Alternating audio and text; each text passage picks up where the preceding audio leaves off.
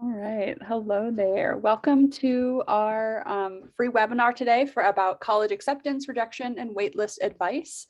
Thank you for coming today. We're super excited to talk to you about the advice that we have and give you hopefully some really good information as you go into decision season. So just before we get started, we'll go over our agenda for today. So today we'll start with an introduction of all of us on the Study Hall College Consulting team, so you get to know us and our background. And then we're going to do a quick overview of our services at Study Hall College Consulting, so you know what we offer and what we can help you with.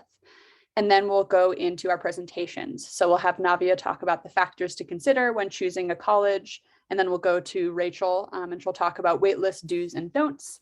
And then I will end with our letter of continued interest advice and college rejection advice.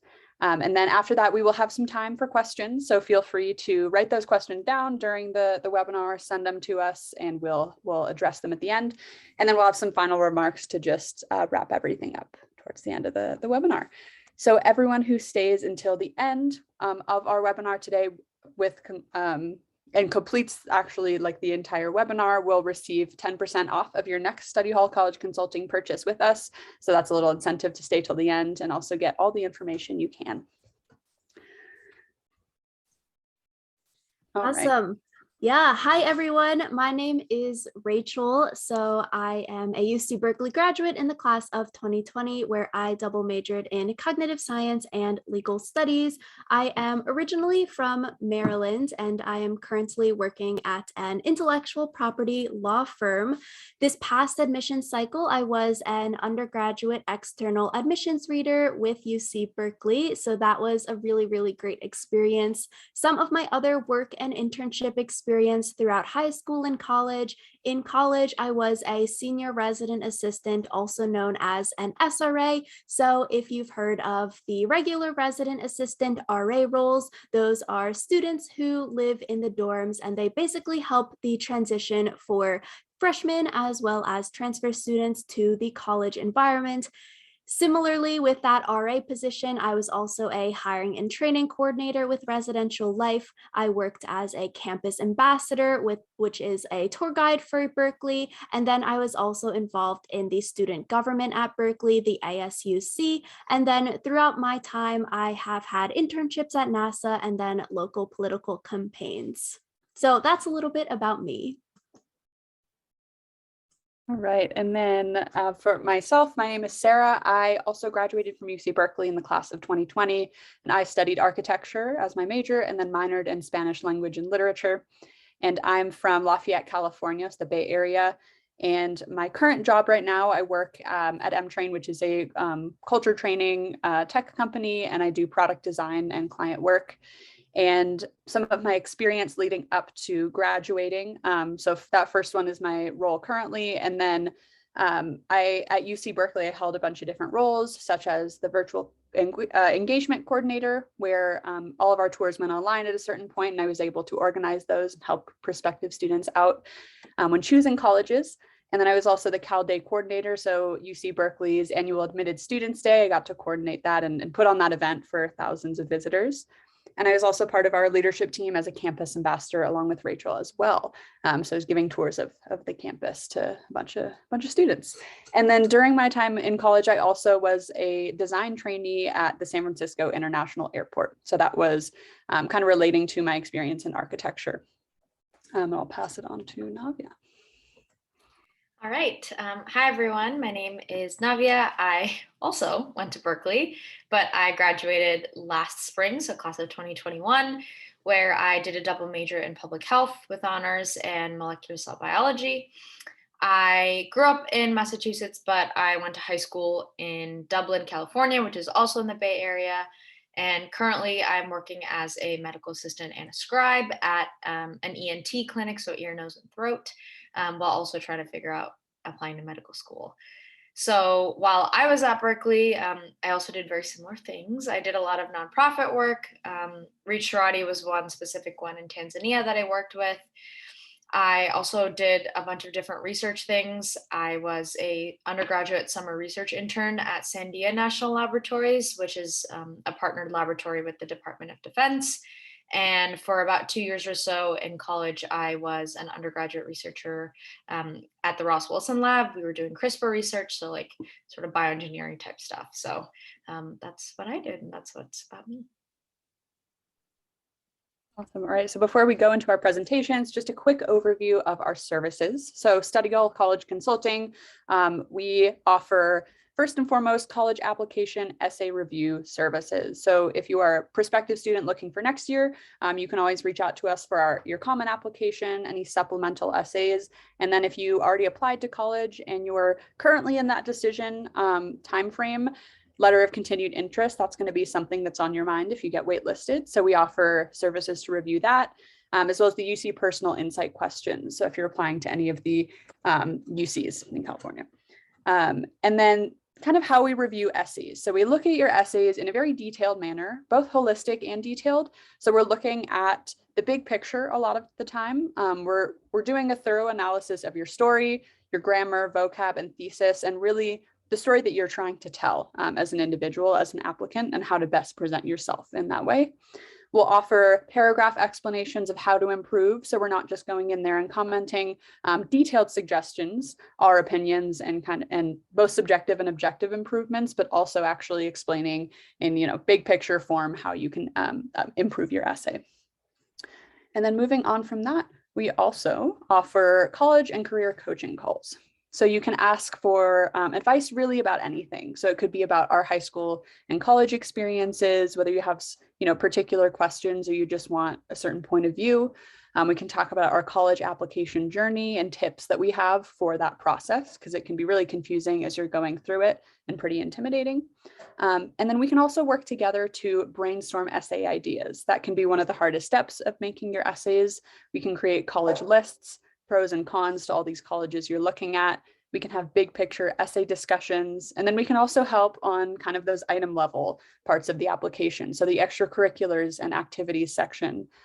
We can talk about our college experiences and then kind of outside of school. And then also we do offer tutoring. So a couple of our consultants can help you out with your current classes as you're going through them.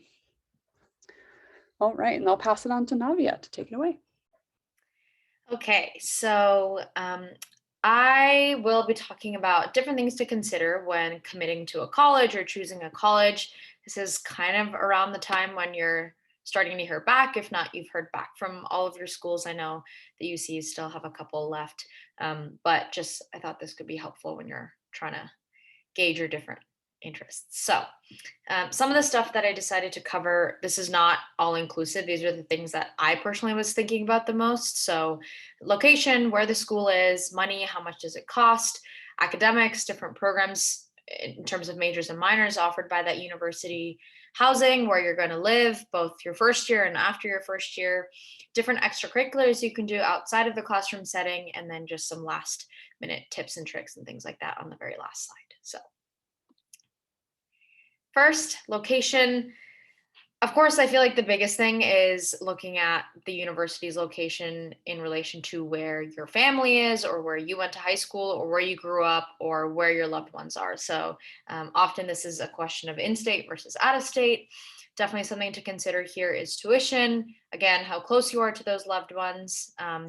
Something that I was considering, I think I said at the beginning, I grew up in Massachusetts, but my family moved out to the Bay Area. So when I first moved, I was really committed to wanting to leave California again and go back home to Massachusetts.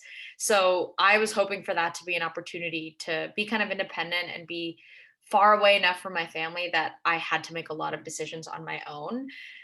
Still looking back, I think I wish I had done that. And now looking forward to going to medical school and things like that, I'm hoping to kind of follow through with that point, but I ended up kind of prioritizing the proximity to family point.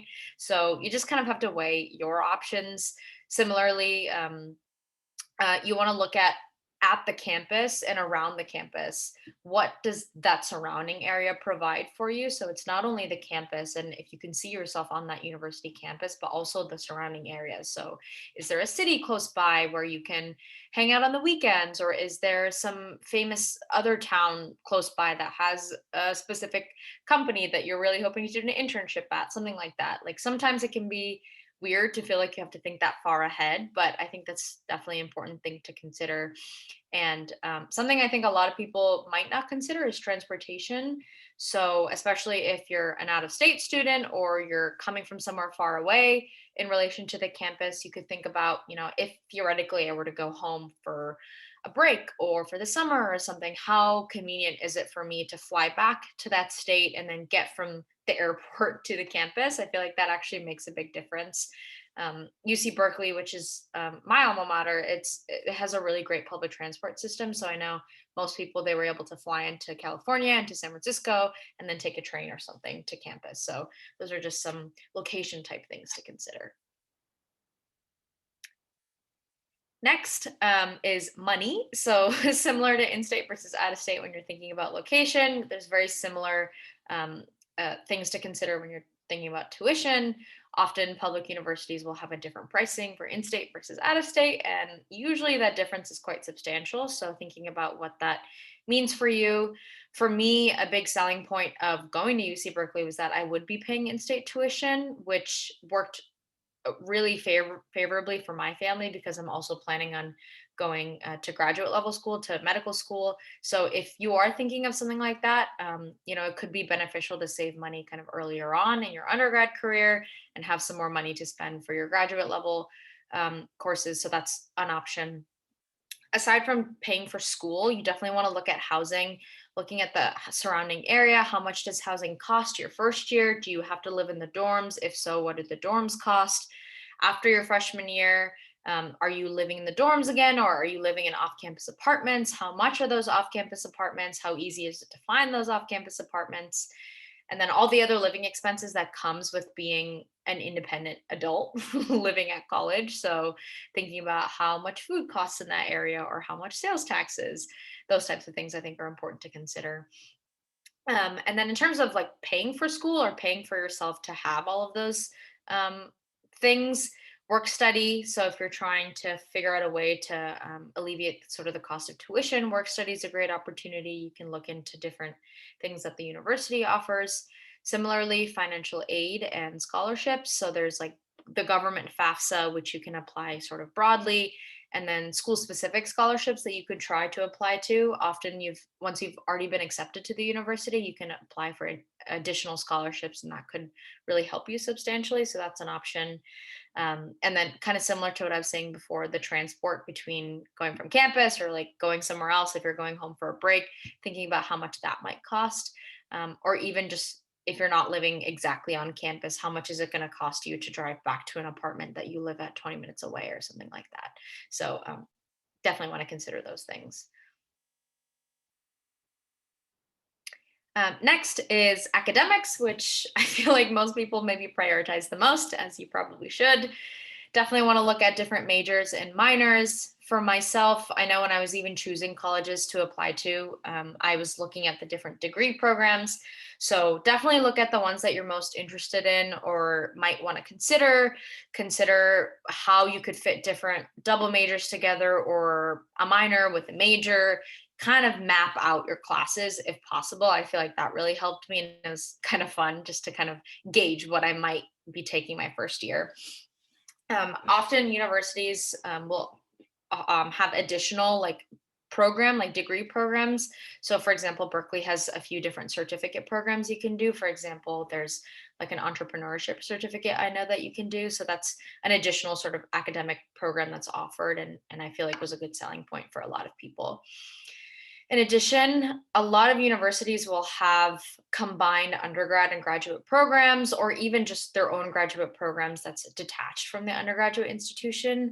So for example, Berkeley, again, where I went, one of my majors was public health, and there was a way for us to do a 5-year program. So do your 4 years of undergrad and stay for an extra year. And during that extra 1 year, you get a master's in public health. So there's a few programs like that. And I know a lot of other institutions do very similar things. And even if it's not a 4+1 program, you might also be considering graduate school. And I think often universities will kind of have an unspoken bias for students that are coming from their own university. So that's one thing to consider. Outside of the programs themselves, definitely want to look at what the day-to-day classroom setting looks like. Are classes mostly taught by professors? Are they taught by TAs? How many days a week do you have lecture versus how many days a week do you have discussion, things like that. Outside of the physical learning space of lecture or discussion, you can also look at different tutoring options or academic support that the university offers. Sometimes there's university-wide tutoring, other times there's department-specific tutoring or even class-specific tutoring, so you could look at that stuff. And then another thing that I did when I was considering different schools, similar to when I was trying to map out my first year, my freshman year, it's really fun, I think, to look up what are the favorite classes at this university, or the quote top classes. So if you're thinking about going to XYZ University, you can just Google like, what are the top classes at this school? And you can kind of read about the different classes that are offered and maybe see if that would be something fun for you to do, even if it's outside of your scope of interest. Next, housing. I did touch on this a little bit before, but to kind of reiterate, you definitely want to look at the relationship between off-campus versus on-campus housing. So some universities will require you to live in the dorms all 4 years. Others require you to live the first year. Others don't require you to live on campus at all. Definitely want to look at where you would live your freshman year. If you want that to be a dorm style, what are the different dorm settings? What do they look like? How much do they cost? After freshman year, can I live in the dorms? What does that cost like? If I want to stay in university housing, but want to live in more of an apartment style, what does that look like? Or maybe I don't want to live in on-campus housing at all, and I want to look at some apartments or houses kind of sort of close to campus, and I want to live with my friends, something like that. If you're interested in Greek life, like sororities and fraternities, often those groups will have their own housing options. Something specific to Berkeley and perhaps other universities as well. We have something called the cooperative house. So they're kind of like big group theme houses that you can consider. And it's one thing to understand what all of these options are, and another thing in practice to figure out how exactly are students finding the housing. So I think it could be beneficial to look up various Facebook groups or various groups on the internet, looking at, if students are posting different web pages or different resources for students to look at. Often universities will do like housing fairs and things like that. So you can usually find those details online as well. So you can kind of, pretend like you're a student looking for housing and sort of scope out the scene of what those options might look like. Next, outside of the classroom, extracurriculars. So you're definitely not spending all of your time in the classroom. You want to figure out what else you could do while you're on campus. So that could be clubs and organizations. What clubs and groups already exist? Is there an opportunity for me to make my own club? Should there be one that doesn't include something I'm interested in? Like how easy is it to start your own club? A lot of different clubs and organizations will have specific like cultural and identity groups. So if you're identifying in one group and you'd love to find that kind of community on that campus, that's a really great thing to look up. There's a ton of performing arts groups, dance, music, theater, if that's something you're into. A lot of people love continuing sports when they're in college, even if it's not the professional level that you have to be recruited for. Oftentimes there'll be like an intramural or a club level sport that most students can partake in. So you can say, hey, like I swam my whole life and I swam throughout through high school, and I kind of want to continue that through undergrad. Is there a way for me to do that? Maybe like once or twice a week just for fun. So that's a really great thing to look at. And then similar to academics or like similar to your career, you can think about various research opportunities if you're interested in doing that, whether that's on campus or off campus, either in the form of a year-round thing or like a summer internship, something like that. And then definitely look at the school's opportunity to network or the school's connections to different jobs and internships, either around that city or just any connections they have in general. So a really great place to go for that is the school's like college and career center, if they have something like that. Kind of looking at if there's, a website where they sort of post a ton of job listings. That's, I know, something that Berkeley did and really helped me.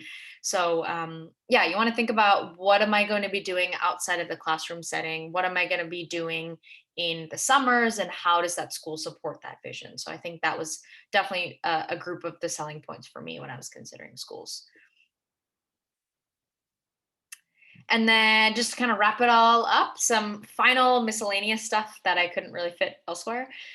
Number one, campus tours. I might be biased along with Sarah and Rachel, but all of us were tour guides. And I think most people from our staff, they were inspired to become tour guides because they had such a positive experience on their campus tour. So especially with COVID, a lot of schools have transitioned into having a virtual option or having an online self-guided option or an in-person self-guided option. So see if there's a way for you to see what campus looks like, either in person or on your smartphone or laptop or something like that. You really want to visualize what life would be like on that campus. I think generally that was one of the things that made the biggest difference for me. One way to do that, if you can't go directly to the campus, is going on YouTube. So Rachel, for example, has her own YouTube channel. So you can look up different YouTubers at different universities and see what their quote day in the life would be like. I thought that that was super, super helpful when I was looking at schools. And even when I was like a sophomore or a junior in high school, one way I chose the colleges that I wanted to apply to in the first place was because I had been watching these random YouTubers and they seemed like they were having a good time at those schools. So I decided to apply to those schools and I ended up getting in. So that's, I think, a fun way to figure out more about the school. Something that you definitely can do is reach out directly to professors and students if you don't know anyone on campus. So if you know people, definitely reach out to them and talk to them. But even if you don't, I find that most people are pretty responsive on LinkedIn or social media. Like sometimes you can find people that will want to talk to you and help you out.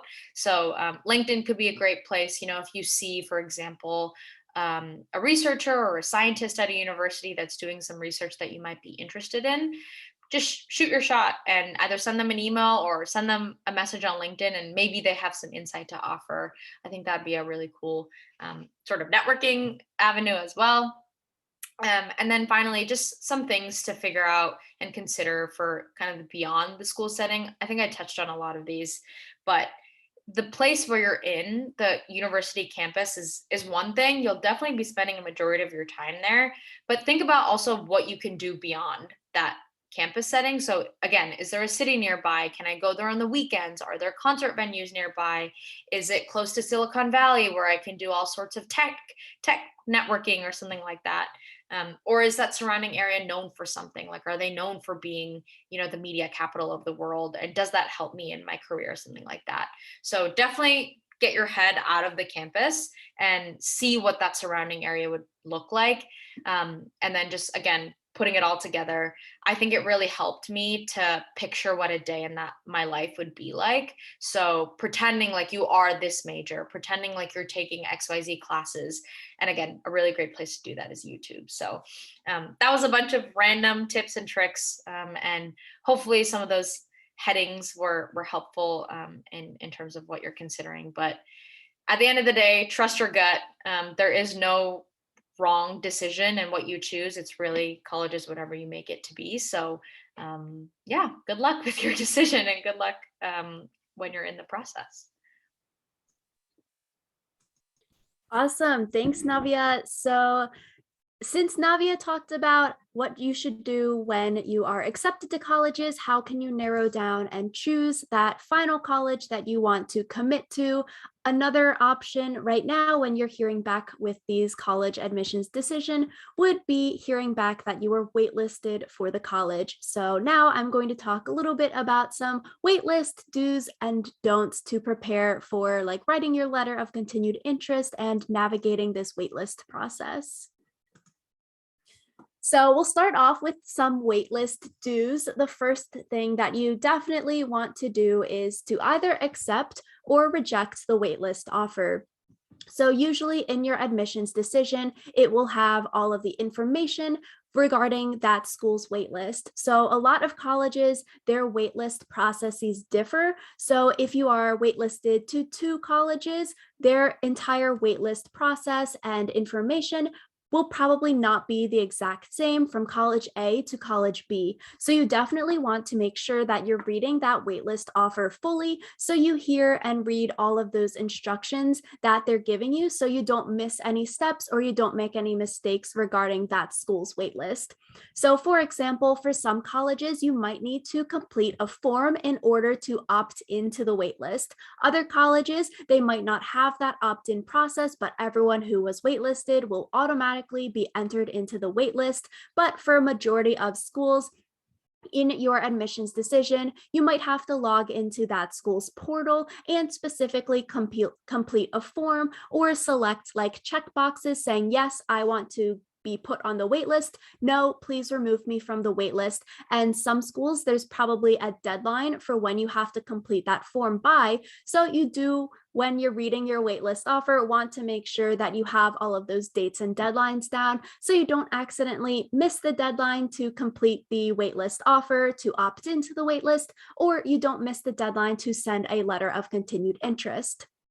So when you are thinking about accepting or rejecting the waitlist offer, you don't need to accept the offer for every single school that you are waitlisted for. For me, I did not accept all of the waitlist offers because after doing extra research for the colleges that I was waitlisted at, I sort of realized and discovered that I would not attend those colleges even if I were to be accepted off of the waitlist. So I opted out of those waitlist decisions. So a good thing to do for these colleges, similar to like what Navia was just talking about with the accepted colleges, you can go through that similar process of researching those colleges that you're waitlisted for to see, hey, do I really envision myself at this school? Yes or no, trying to make that kind of similar decision. Some other things that you can do is to see online if there's a waitlist frequently asked questions. It might be included in your waitlist offer, or maybe on that college's website, they have a whole page of information for waitlisted students. Maybe it has some statistics about how many students usually get off of the waitlist in previous years. What is the waitlist process like? Things like that, that can help to influence your decision whether you want to accept or reject the waitlist offer.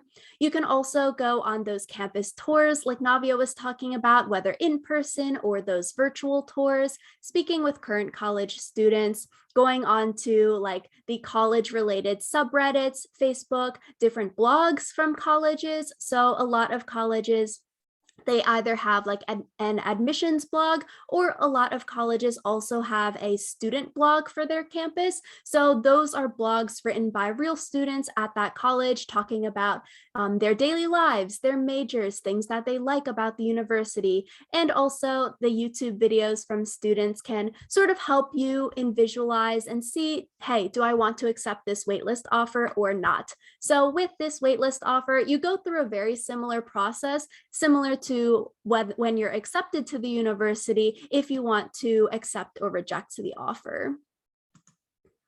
Something else to think about when you're either going to accept or reject the waitlist offer is to see if there are any disadvantages for being on the waitlist, because that might make you reject the waitlist offer if there are a lot of disadvantages for being on the waitlist if you do get accepted off of the waitlist later on.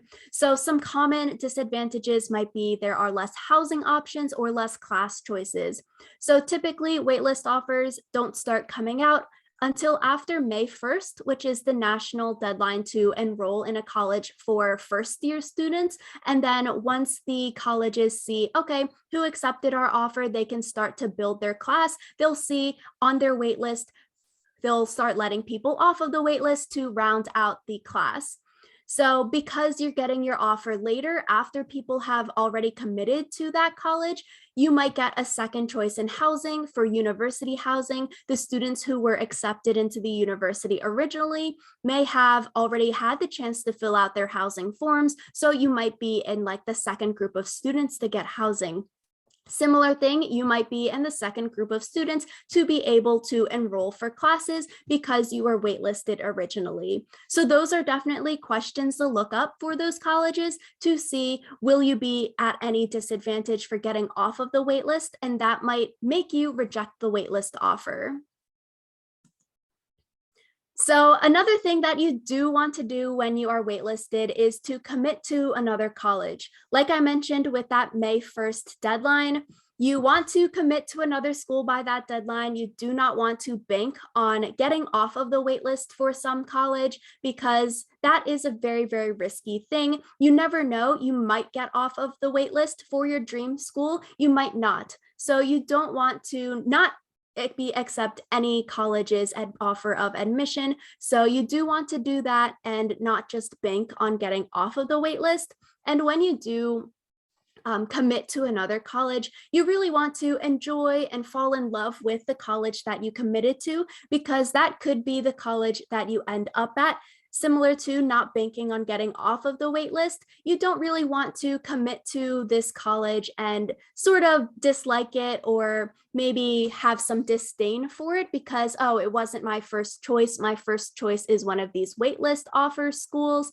So you don't really want to have that in the back of your mind, but really fall in love with this college that you commit to, attend a tour, or a lot of colleges also have admitted students events or admitted students days where you can go to the university, see what a day in the life is like, talk to other potential students who have also committed to that school, meet some professors or faculty. Things like that would be a great way to get to know this school that you've committed to. Also, following the school's social media is a great way to learn more about what the school is about, or also potentially find roommates for the upcoming school year on those social media pages where you're looking for first-year roommates. And you definitely want to pay any down payment fees. So usually when you commit to a college, you have to pay some kind of fee to basically save your spot at that school. So these are non-refundable. So if you do get off of the waitlist for another college, you would typically lose this down payment that you paid for the college that you originally committed to. So you won't get any kind of refund or reimbursement if you decided, hey, I got off the waitlist for another school, I'm going to I guess, unenroll from the school that you have committed to and then attend the other school. You wouldn't get that money back. So that might be something to think about as well. And then something you also want to do with the waitlist, if the college does allow you to submit supplemental information, this is something in that first step when you are looking at the waitlist information. If there is a deadline or if they do allow you to submit supplemental information, see if the letter of continued interest is something that they want. So usually there'll be like a text box or something, or you'll have to submit this LOCI through your portal. And if they do accept one, definitely consider writing your LOCI for the colleges that you're waitlisted for. This LOCI, it's a great way to highlight yourself and showcase yourself in ways that are not already present in your main application. And Sarah is going to delve more into the LOCI next. And Study Hall College Consulting also offers letter of continued interest review if you wanted someone on our team to review and leave comments throughout your LOCI. And I would definitely say the letter of continued interest is a great way to demonstrate to these waitlisted colleges that, hey, I'm still interested, as well as giving more information than what was already submitted in your application. Since the time that you applied, what new things have you done in your life? Have you joined a new club? In the clubs that you were already a part of, have there been new events or activities that you were leading? Things like that would be a great way to demonstrate that you have continued to work hard in your senior year. And similar to continuing to work hard for the waitlist dues, you want to keep your grades up. You don't want to slack. You do not want to get senioritis, because even for these colleges that you are accepted or waitlisted, you will have to send your final transcripts from high school or community college to the college that you are going to. And so if the college starts to see that, hey, at the end of the school year, your grades drop drastically and you used to be like an A and a B student, you could potentially have your admissions offer rescinded, or you might not get off of the waitlist because of that drop in grades, or you could also lose scholarship money or scholarships if there was a certain GPA that you needed to have in order to maintain that scholarship. So definitely, it's hard. The summertime is coming up so quickly, but do not slack. Keep up the hard work that you've been working towards throughout your career thus far and maintain those good grades in your classes. And some quick waitlist don'ts. Similar to sending information that is asked for, you do not want to send any supplemental information if the college does not ask for it. So if the college says, hey, you're good, we don't need anything from you, don't send them a letter of continued interest. Don't send them any kind of transcripts or anything if they don't ask for it, because that they won't look at it and it will just be clogging up the admissions officers email inboxes or your online portal. Similarly, you don't want to call the admissions office every single day. If you have some questions, definitely give them a call to ask them, or email your regional admissions officer to ask these questions. But you don't want to bug them every single day asking things that might be available on the website, oh, what are my chances of getting off the waitlist? Or, oh, when are the waitlist admissions decisions going to be released? Those things you might be able to find online. And once you get one answer, don't call them every day oh, I called last week, are there any changes? You can look for it online or just read the first decision that they emailed you about. Another don't, you don't want to commit to multiple colleges or 0 colleges, similar to the waitlist due there. If you are committing to multiple colleges, you can't attend multiple colleges since you're one person, so that doesn't make a lot of sense, and you would lose your down payment at those multiple colleges that you're committing to, so you would be down a lot of money there. And then finally, points 4 and 5 sort of go hand in hand, but you really don't want to post inappropriate things on social media, because you could lose your offer of admissions or you could lose your scholarships because of this. So definitely do be careful about what you're saying and posting about on Instagram, Twitter, Reddit, Facebook, things like that, because you never know, someone might screenshot it. The internet is forever. Even if you post something and delete it, someone could have saved it and they could send it to your college. So definitely be careful about what you're posting online. And similarly, even for sites that are anonymous, like College Confidential or Reddit, you can make up whatever username you want. But with doxing yourself online on those pages like Reddit, if you're posting a lot of identifiable information, oh, I'm a high school student from this state in this town, I did this a number of AP classes, and I was involved in XYZ clubs, sports, extracurriculars, you listed basically your entire profile. Someone could technically figure out who you are, even if your username is a random word and all of your posts are technically anonymous under that username. Someone could figure out who you are and then look at your post history, and maybe you have negative things in that post history. So you really don't want to post too much identifiable information about yourself. With points 4 and 5, don't post that identifiable information, and then also you're posting negative things online, cursing out the university. That's definitely dangerous, because you don't know who is on those sites. They are anonymous, but admissions officers could be reading those comments and then they could figure out who you are by your posts.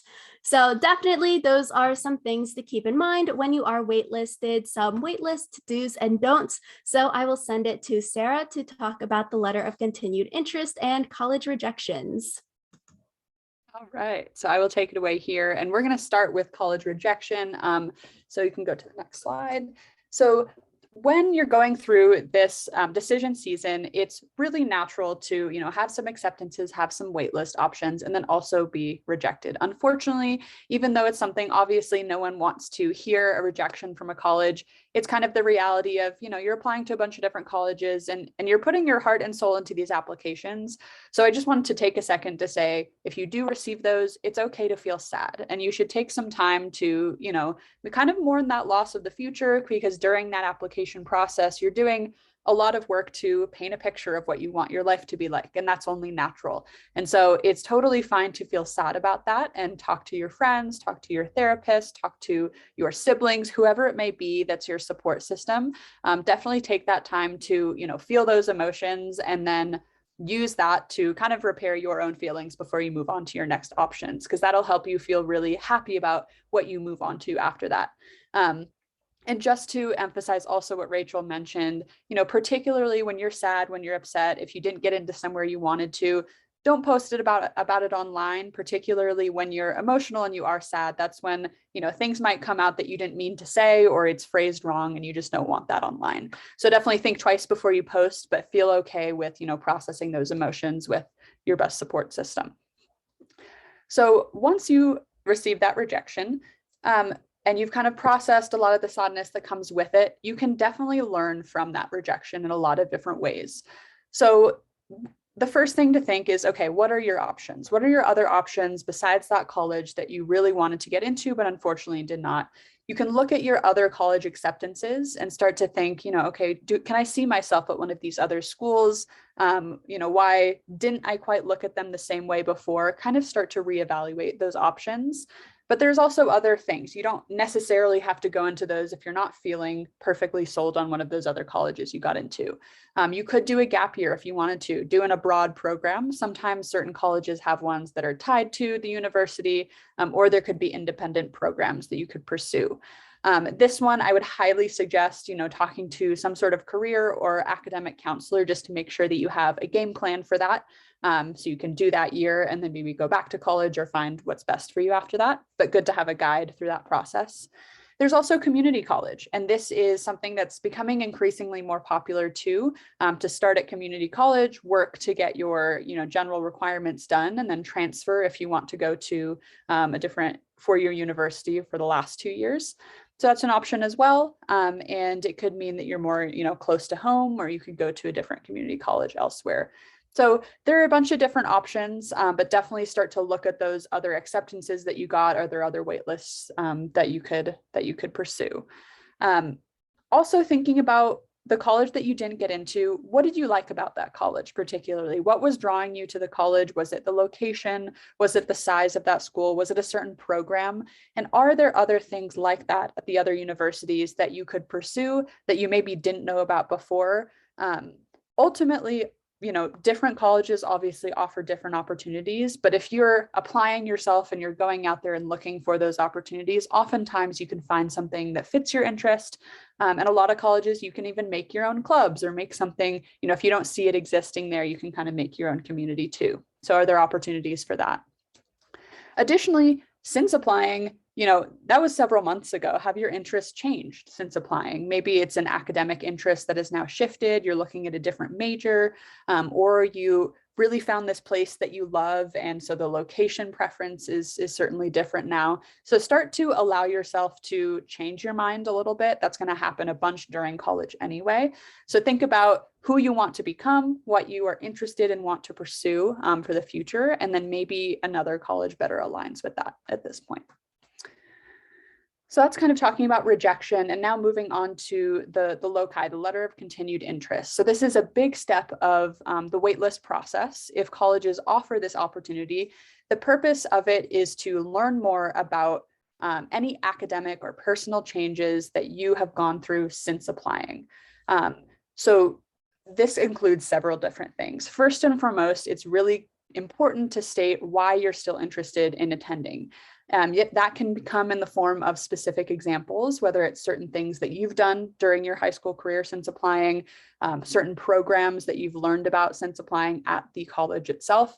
It's really helpful to bring out those specific examples if you have room to do so, so the college can really tell why you're interested and actually have a reason, a clear reason why you're writing to them.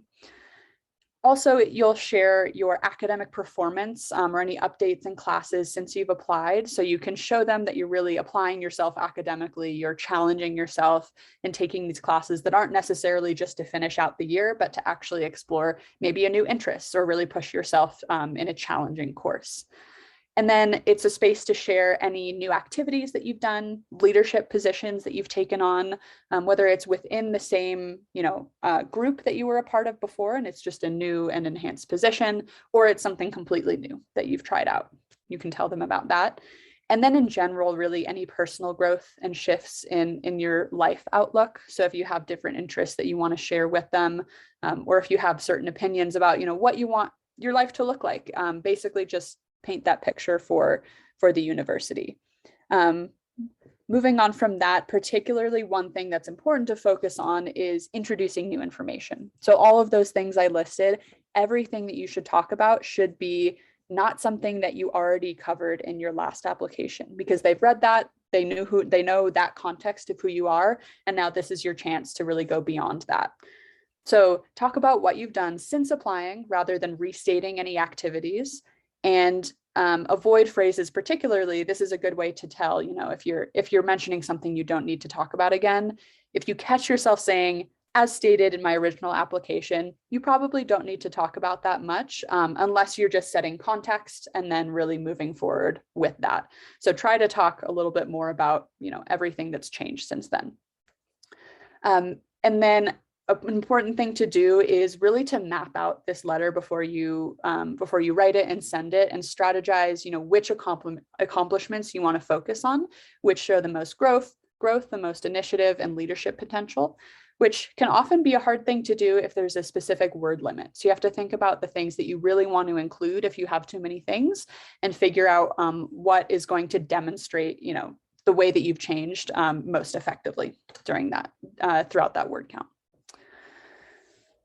So another important thing to focus on is to make sure that you are showing rather than telling. So what that means is you're not just listing out a bunch of accomplishments that you've gone through over the past several months. That is really what the brainstorming phase is for. So you're listing out every position that you've held since then, all of that. But what you want to do when you make it into an essay, into that letter, is that you're focusing on the big picture of why all of these things are important. You're giving examples that paint a picture of that scenario, and then basically communicate something that you don't necessarily have to say straightforward all the time, but maybe you have an interesting story that shows that in a creative way. That's going to engage people a little bit more. And then you can focus on the skills and the knowledge that you acquired from that experience, not just saying, I did this experience, and kind of leaving it at that. So this can also be really small roles too. If you have just a side job that you picked up as well, that can show initiative, and that can show that you're working really hard, whether that be to make money or to learn these new professional skills. So definitely start by listing everything out that you've done, and then you can kind of narrow down from there. And then this showing versus telling tool is a really great way to, not sell yourself short, but also remaining humble. So you don't necessarily have to say, like, I'm extremely dedicated, I am really great at this, all of these things, which you should have the confidence to say, but it can be a great way to creatively tell a story that shows that without actually having to, say those explicit words.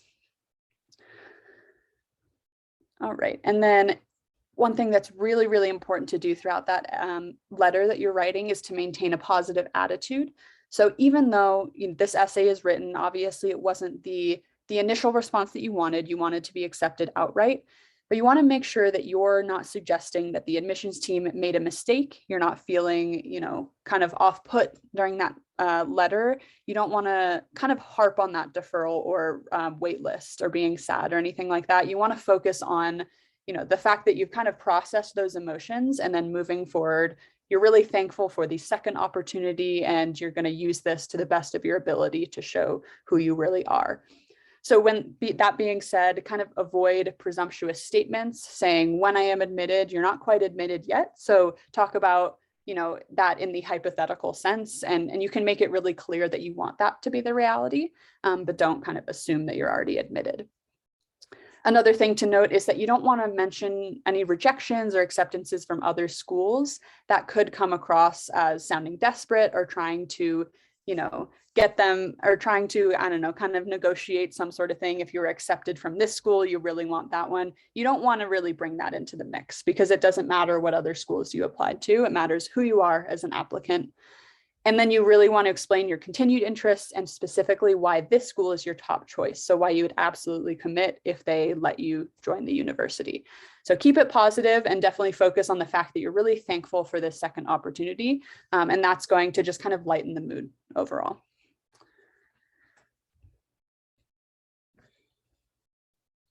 And then another really great way, so this goes along with showing versus telling. So using strategic examples, being specific about that college and avoiding generic statements can really help you demonstrate the fact that you are interested in that university specifically, rather than, maybe you applied to 5 different universities that are great at research, but what's a program at this specific school that piqued your interest?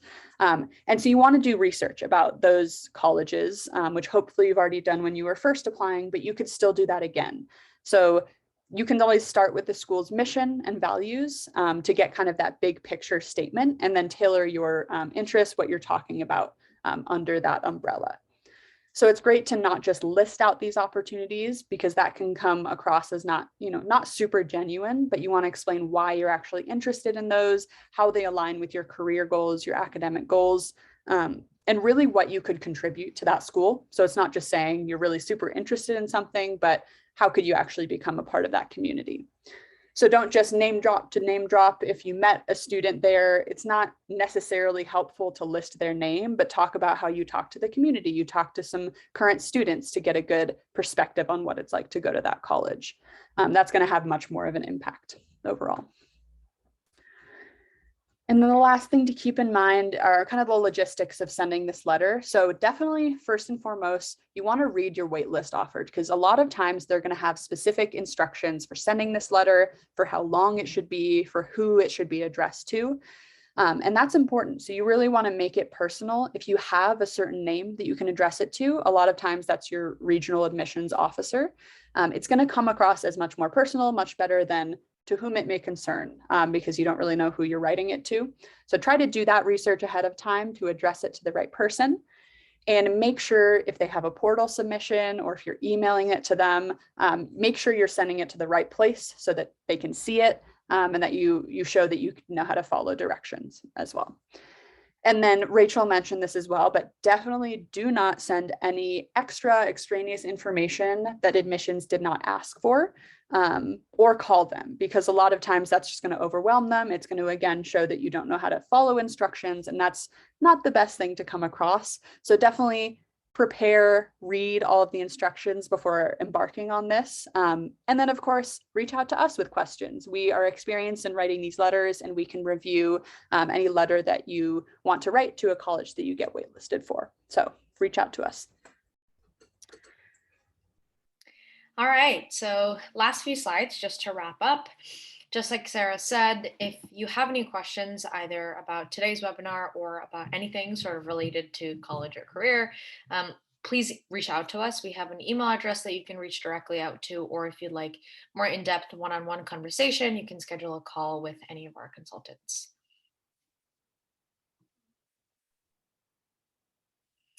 And if you want to get some extra advice in addition to today's webinar, we do have an advice blog. The URL is listed down below, tinyurl.com/shccblogs. A lot of us have put together a bunch of different tips and tricks from our time in college, before college, after college, things that, again, kind of can help you see what college would look like. So I think that's a really great place to start if you're considering different schools.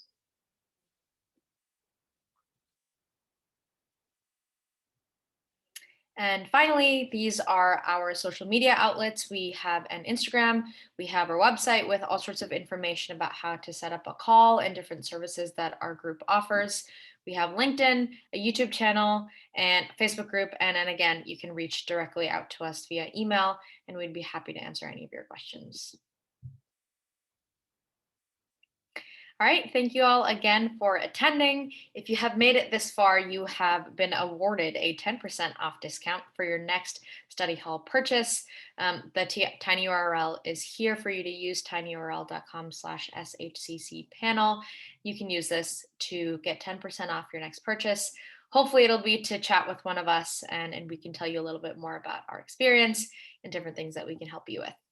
And I think we mentioned this at the beginning, but today's webinar was recorded. So if you missed any part of it or you want to watch it again and send it to your friends and send it to all your peers, please do so. We will be uploading it onto YouTube in the next few days. So watch out for that.